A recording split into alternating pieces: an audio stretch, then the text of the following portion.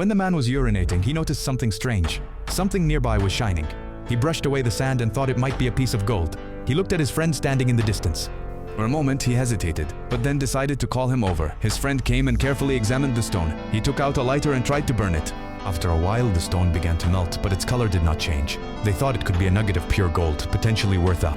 Excited by their sudden discovery, they started digging without thinking too much. Even after digging a hole 4 meters wide, they couldn't find any more gold. Then they tied a rope around the large piece of gold and tried to pull it out with their vehicle.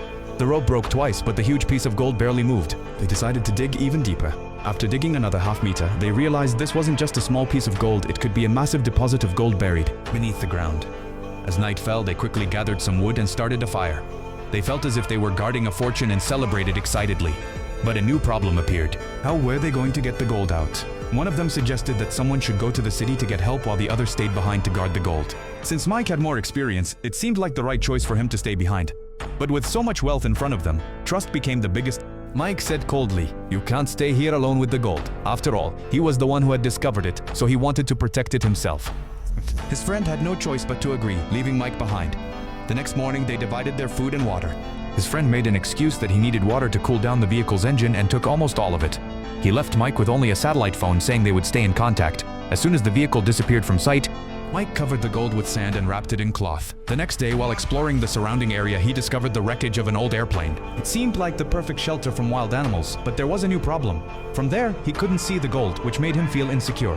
So he broke off some parts of the airplane wreckage, dragged them closer to the gold, and built himself a makeshift tent. Now he could keep an eye on the gold through a glass window. Sunlight came through a crack, and when he woke up in the morning, his forehead was badly burned. He picked up a small rock and broke off a piece of the gold. The piece was as large as a watermelon, but compared to the entire gold deposit, it was tiny.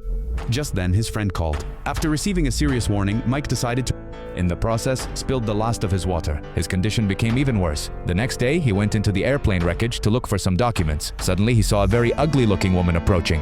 At first, he wanted to hide. He carefully hid the piece of gold. The woman wandered around and asked him what he was doing there. To avoid suspicion, he told her that he was a poor gardener. He even refused the food she offered him.